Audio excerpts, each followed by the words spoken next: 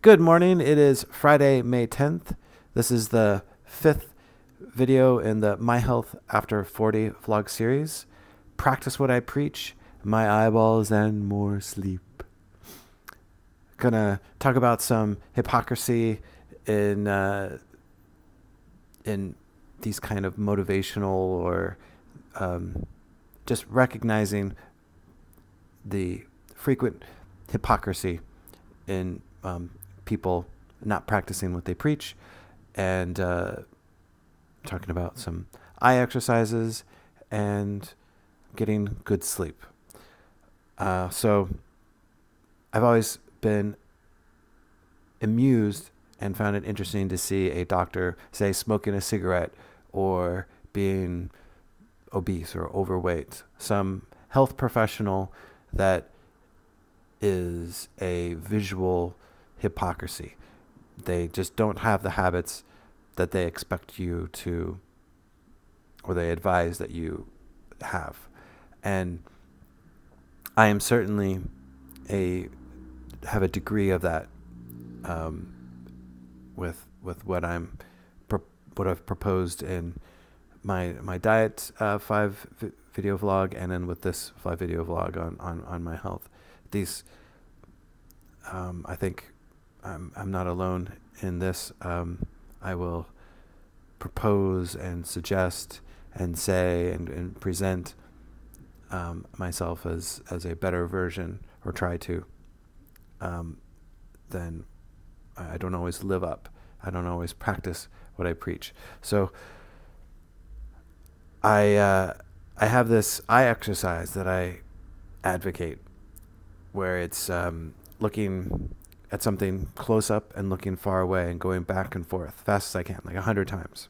And then kind of just looking around, and so trying to, with my glasses off, outside, natural sunlight, looking at my fingertips, seeing my fingerprints, and focusing, and then focusing on leaves of a tree, close enough that it's still three-dimensional.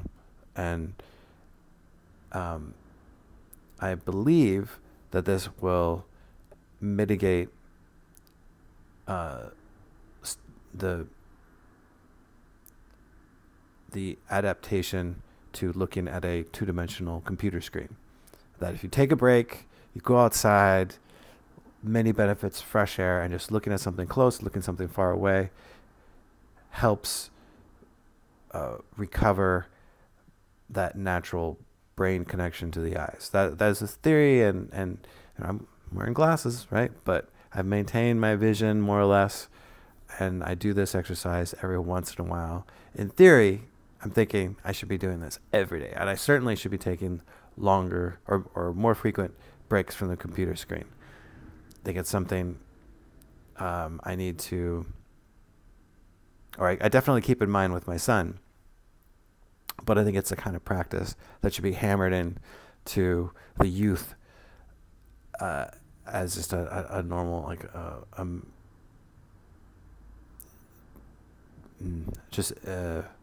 like a good posture, sitting up, good posture while you're in front of the computer screen. All these little things.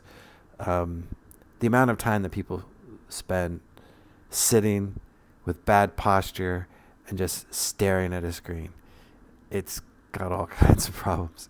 So I've got my jiu-jitsu gi on, and those bad habits, the bad posture, the slumping, and then going and doing some activity like jiu-jitsu really hammers home the consequences of bad posture, and you just hear your body creaking and cracking.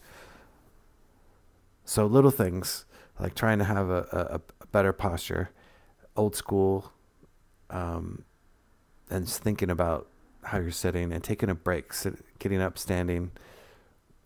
As we get older, these bad habits are compounded, and we're also I'm an example for my son.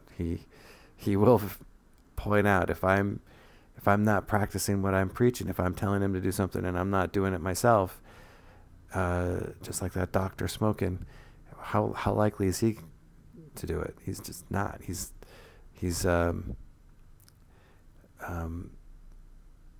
going to slump and stare at that screen and have to take it in. It's a big battle. So discipline and commitment, and it pays off in little ways. I'll feel pretty good when I'm rolling with as an old man rolling jiu-jitsu wise, and then getting enough sleep is kind of the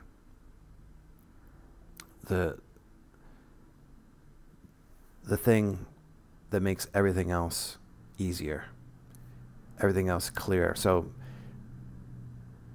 my diet adjustment has been a fantastic,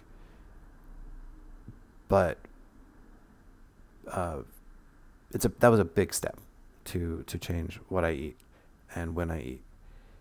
Simply getting enough sleep is one of the simplest things in the world, and doing it consistency. I talked about doing it over the course of a week, not worrying about, not going crazy, like, oh man, I only got 4 hours of sleep one night. We'll just make it up the next night or make it up over the next few days. It's fine. But over the course of the week, try to average a good amount of sleep. And I definitely don't do that, and I suffer. And I sometimes I don't. Some weeks I'm not practicing what I preach, and it's funny. I may want to. I'm rebelling against my schedule. I know that I have to wake up at 4 a.m. and I've been getting pretty good sleep. For example, this week, on Tuesday morning, I needed to wake up at 4 a.m. And Monday night, I rebelled and I stayed up super late, and it was a horrible day to get through. So that's not the worst thing in the world. But if you want to be productive, if I want to be productive with my creative writing after work, if I haven't had enough sleep the night before, that's just not going to happen. And I have not been successful for quite a few months, and I haven't felt that I've been successful with my writing output. And primarily, it's because I believe I haven't been disciplined with my sleep schedule to have the right balance of motivation and time, and to get my writing quota.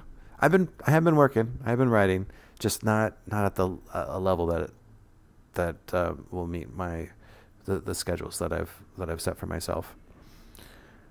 So a good amount of sleep makes everything else easier. And for myself, I know I need an average somewhere between 6 to 7 hours of sleep over the course of a week.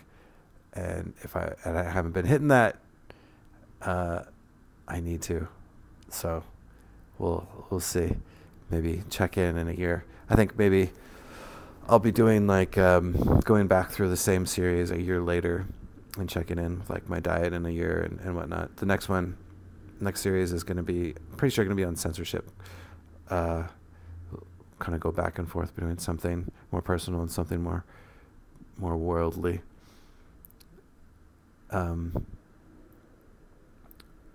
I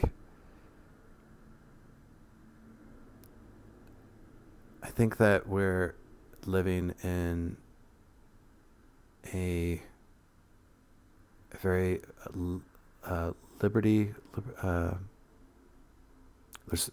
we have the freedom to make ourselves the best version. We can learn from it. The internet is such a great gift. I've mentioned that before. But it gives us enough rope to hang ourselves, and that's way cliche, but like the smartphone, it's such a wondrous tool and such a horrible distraction. We can sit in front of a computer screen, in front of a smartphone screen, and just waste the day, waste our lives, and feel horrible for it. But if we can have develop these little habits step by step and be healthy, it's a magnificent tool that we don't have to make the same mistakes. We don't have to do. So if I get a small injury, or if something goes wrong with something, I can just learn and find out online how to fix it, what to do, what to avoid, and I don't have to go through the toil that I would have had to otherwise. Yeah, so a big part of my health after 40 is being disciplined, being willing to learn and open to what other people have experienced, connecting online, and being consistent, just good habit forming, things that I'm going to be able to keep doing. Yeah, I'm rambling, so we'll end it there. I'll see you next week. I think it'll be fun talking about censorship. It's been a decade of something that's been on my mind, and I've been struggling with for at least a decade or more, as social media has developed and as my writing has come up against a kind of a conservative backlash, essentially, but within a liberal, a conservative aspect of the liberal bubble. I'll give it some thought and see if I can explain it well. See you guys.